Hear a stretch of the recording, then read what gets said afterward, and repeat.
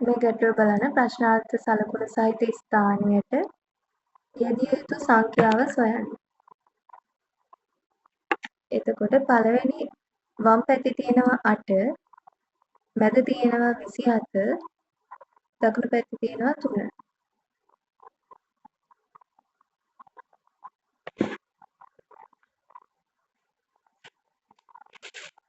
8 5 7 9 පේලිය පහළට බැලුවොත් අපිට රටාවක් පේන්නේ නෑ. 8යි 5යි 3යි 5යි 7යි 2යි ආපහු 2 එහෙම රටාවක් නෑ. එහෙනම් තීරු විදියට නෙමෙයි පේලි විදියට බලන්න.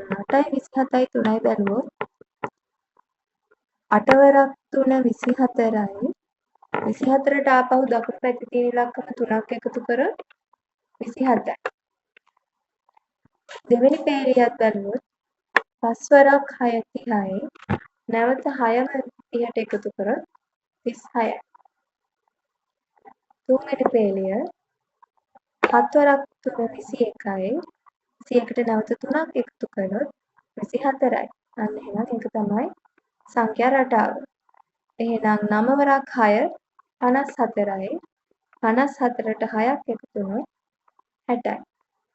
එහෙනම් පිළිතුර වෙන්නේ 60.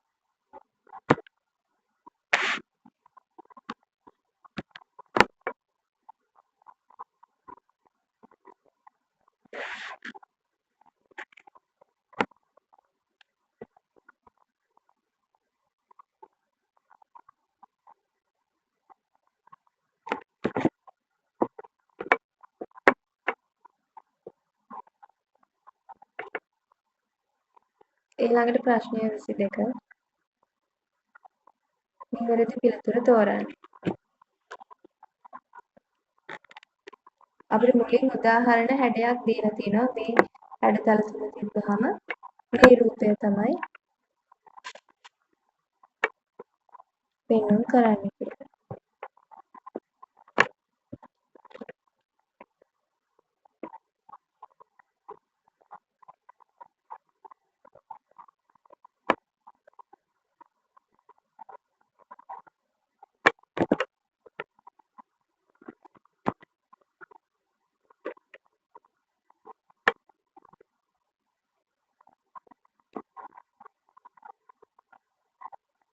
මිහිරි දැන් නේද ලොකුනේ වෙලාව ගියේ ලින්ක් එක වැඩ නැතුව ගියාද?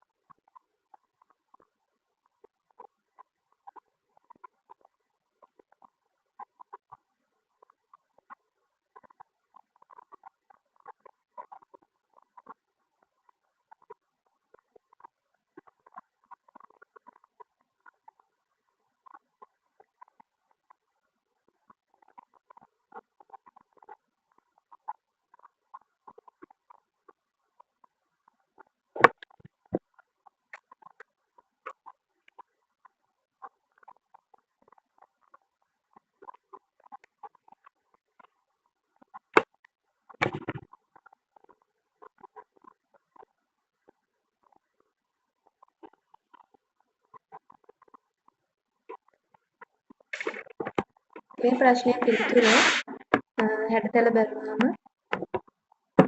එලිප්සාකාර හැඩයක් තියෙනවා, සමචතුරස්‍රයක් තියෙනවා, ඍජු කෝණාශ්‍රයක් තියෙනවා. එතකොට පළවෙනි A බැලුවොත් ඒ රූපේ ඍජු කෝණාශ්‍රයක් නැහැ. B රූපය බැලුවොත් උඩ කිරිපත් හැඩයක් තියෙනවා. එතකොට B රූපය ගන්නත් බෑ.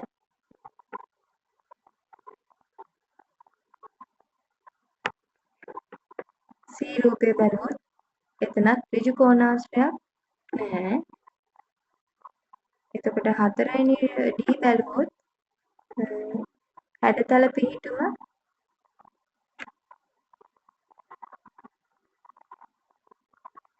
එන්න බෑ. ඒක මේ ඉලිප්ස් ආකාර හැඩය ඇතුළතින් තමයි සමචතුරස්‍රය පෙනෙන්නේ. එතකොට D දෙන්නත් බෑ. එහෙනම් පිළිතුර වෙන්නේ E.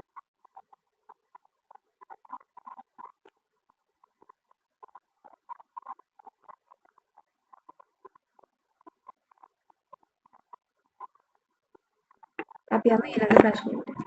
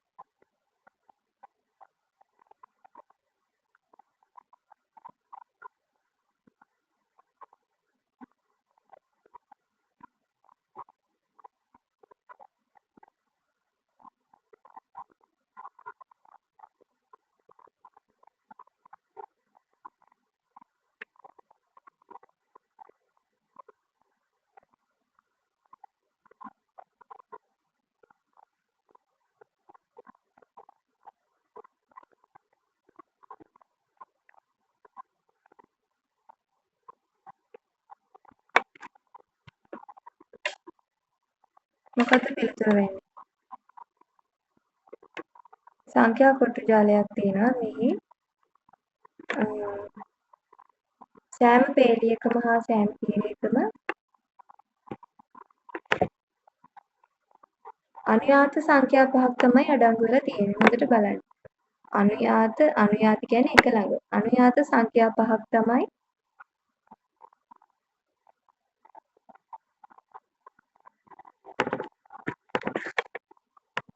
එතකොට පිළිතුර වෙන්නේ 23. පිළිතුර වෙන්නේ D තමයි පිළිතුර වෙන්නේ. එතකොට දෙවෙනි පේලිය බැලුවොත් 51 තියෙනවා 47 තියෙනවා 50 තියෙනවා 48 49 නැහැ.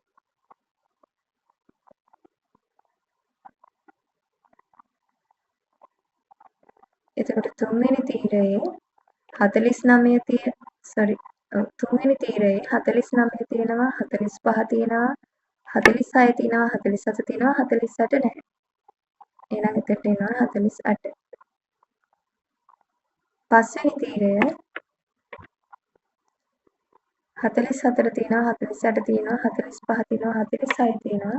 එහෙනම් එතනට එන්න ඕන 47.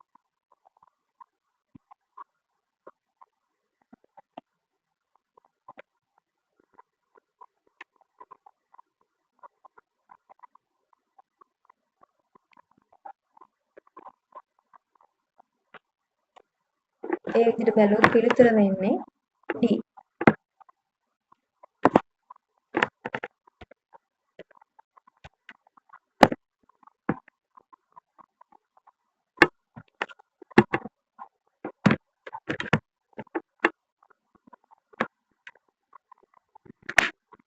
නිවැරදි රටාව සොයා පිළිතුර තෝරන්න.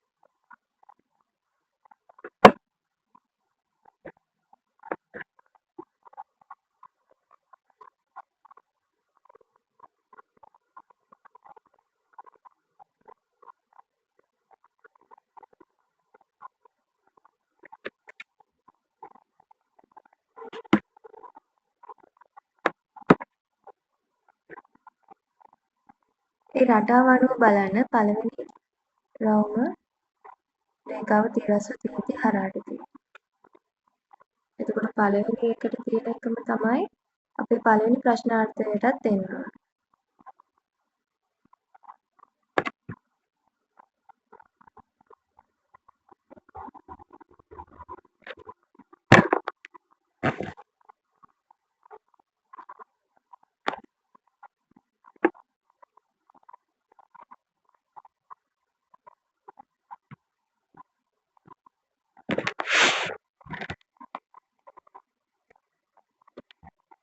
අපි බැලුවොත් තිරස් රේඛාවට හරහට එන්න ඕනේ.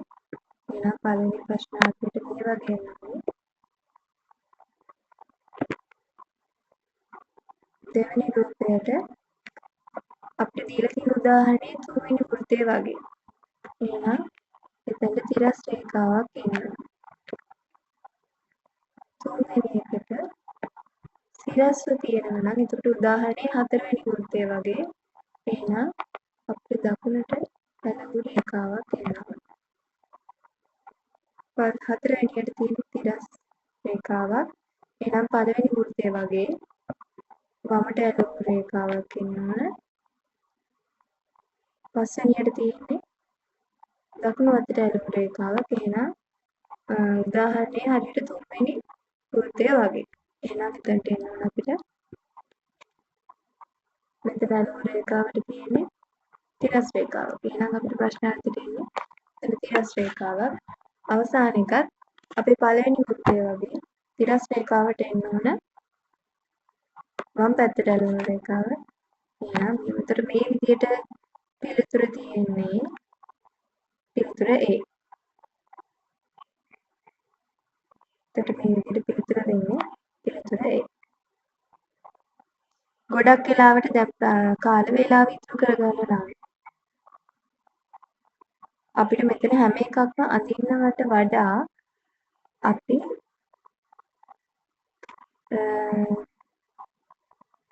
පොඩි ට්‍රික් එකක් භාවිතා කරන්න ඕනේ. එතකොට බලන්න පළවෙනි රූපයයි අවසාන රූපයයි සමානයි. එහෙනම් පළවෙනියට එන එකම තමයි අවසානයටත් එන්නේ.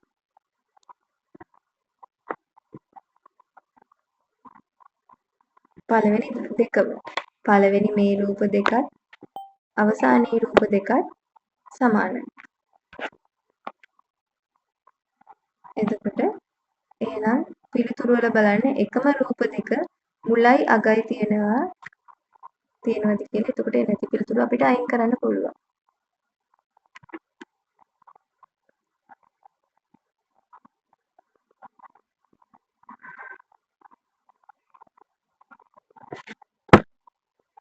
ඒ විදිහට එතකොට මේ ප්‍රශ්නේ පිළිතුර දෙන්නේ A.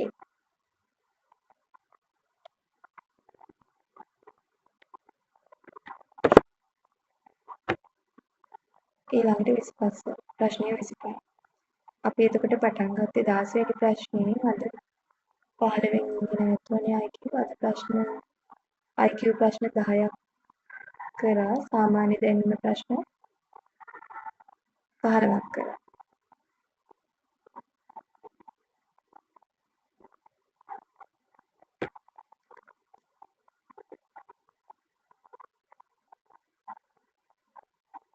බලන්න මේ සංඛ්‍යා රටාව.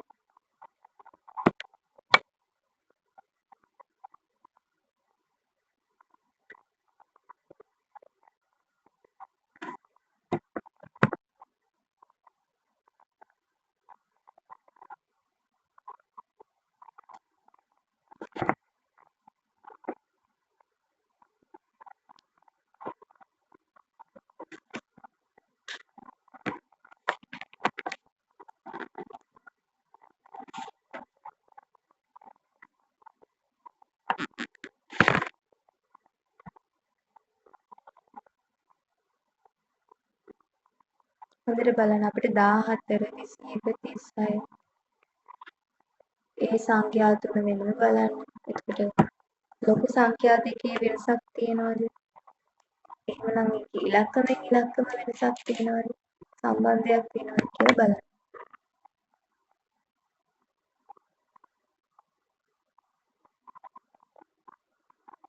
විශේෂයෙන් මෙතන ත්‍රිකෝණයේ මුළු තුනේ සංඛ්‍යා 3ක් තියෙන නිසා මැද තියෙන්නේ ඉලක්කම් 3ක සංඛ්‍යාවක්. එහෙනම් ඉලක්කම් 3 අර සංඛ්‍යා 3ට සම්බන්ධ වෙනවද කියලා බලන්න.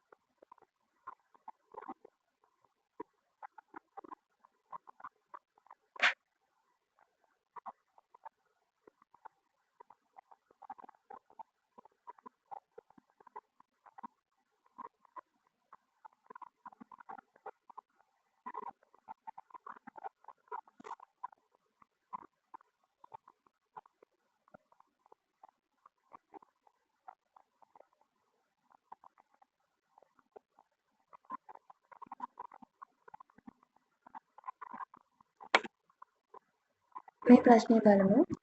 මෙතන 779 කියලා අපි ගන්නෙ නැතුව වෙනම ඉලක්කම් විදියට බැලුවොත්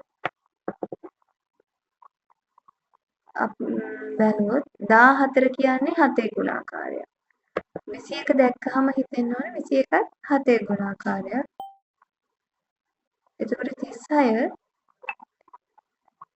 එහෙමනම් 9 ගුණාකාරයක්. එතකොට ඊළඟ ත්‍රිකෝණය බැලුවොත් 18 කියන්නේ 2 හා 9.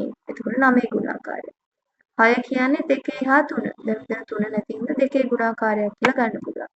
ඊළඟට 6 කියන්නේ එහෙනම් 24 ගුණාකාරයක්. එහෙනම් මෙන්න රටාව. පළවෙනි ඉලක්කම 7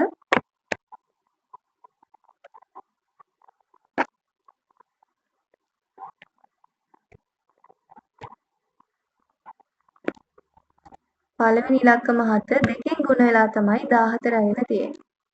එතකොට දෙවෙනියට තියෙන ඉලක්කම 7 3ෙන් ගුණ වෙලා 21 ඇවිල්ලා තියෙනවා. තුන්වෙනියට තියෙන ඉලක්කම 9 4ෙන් ගුණ වෙලා තමයි 36 ඇවිල්ලා තියෙන්නේ. ඒ විදිහට දෙවෙනි ත්‍රිකෝණය බැලුවොත් එතකොට පළවෙනි උඩට 2ෙන් ගුණ වෙන්න ඕන. වමට 3ෙන් දකුණට 4ෙන්. එහෙනම් 9 2ෙන් ගුණ වුණාම 18යි. 2 3ෙන් ගුණ වුණාම 6යි. 6 4ෙන් ගුණ වුණාම 24. එහෙනම් මේ විදිහට වටේ ඉලක්කම් තුන අපිට දීලා තියෙනවා. එහෙනම් 2ෙන් ගුණ වුණාම 8 එන්න ඕන. එහෙනම් 2ෙන් ගුණ වුණාම 8 එන්නේ 4. අපි උත්තරේ හරියද කියලා බලමු. එහෙනම් පළවෙනි ඉලක්කමට එන්න ඕන 4. දෙවෙනියට 3ෙන් ගුණ වුණාම 15. එහෙනම් 15 3ෙන් ගුණ වෙන්නේ මැදට 5 එන්න ඕන. ඊළඟට 4ෙන් ගුණ වුණාම 12. එහෙනම් 4ෙන් 12 ගුණ වෙලා 12 එන්න නම් පිළිතුර 3 විය යුතුයි. එහෙනම් මැදට එන්න ඕන සංඛ්‍යාව තමයි 453. දැන් අපි ඔක පොදුවේ 779 926 විදියට හිතුවොත් අපිට මේ රටාව හොයාගන්න බැරි වෙනවා. එතන සංඛ්‍යා 3ක් වෙනම මුළු 3ක තියෙන නිසා මැද ඉලක්කමෙත් ඉලක්කම් 3ක් තියෙන නිසා සංඛ්‍යා ඉලක්කම් 3ක් තියෙන නිසා අපිට වෙන වශයෙන් බලන්න දෙන්න ඕන. එහෙනම් පිළිතුර තමයි 453.